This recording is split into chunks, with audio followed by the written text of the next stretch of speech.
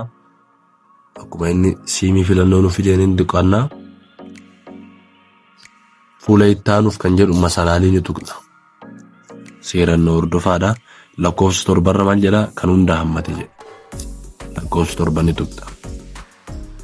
Ofii keessaniif kan jedhu kana tuqna. Oo barbaadde immoo namaa kennuuf kan jedhu irraanis ni dandeessa namaan karaa silkii keetitti bitachuu. Amma kan nuti barbaannu ofii keessaniif kan jedhu waan ta'eef ofii keessaniif ni tuqna. Sa'aatiif kan jedhu lakkoofsa tokkorraa ni tuqna. Achumaan sa'aatii lama kan jedhu lakkoofsa lamarra ni tuqna. Kazaan amma maal jedhaa qarshii sadiin osoo hin taane lakkoofsa sadiirra kan jiru waan jedhaa qarshii 2 meeggaabaaytii 400 jedha.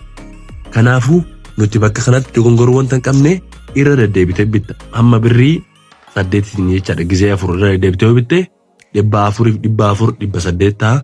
Ammas akkasitti walitti bitte giigaabaaytii torsiisi qaadhaa achitti siqa. Wanti beekuu qabdu immoo inni tokkoffaanii sa'aatii 2 gidduutti fayyadamtee fixuu qabaatta kan nama bitte kana. Kanaafuu lakkoofsa 3 irratti ni tuqxaa.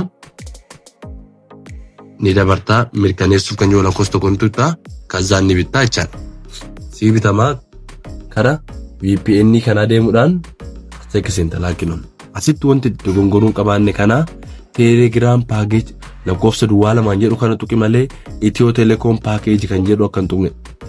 Kanaafuu Telegram package kan jedhu irratti normal global irra ni galchita.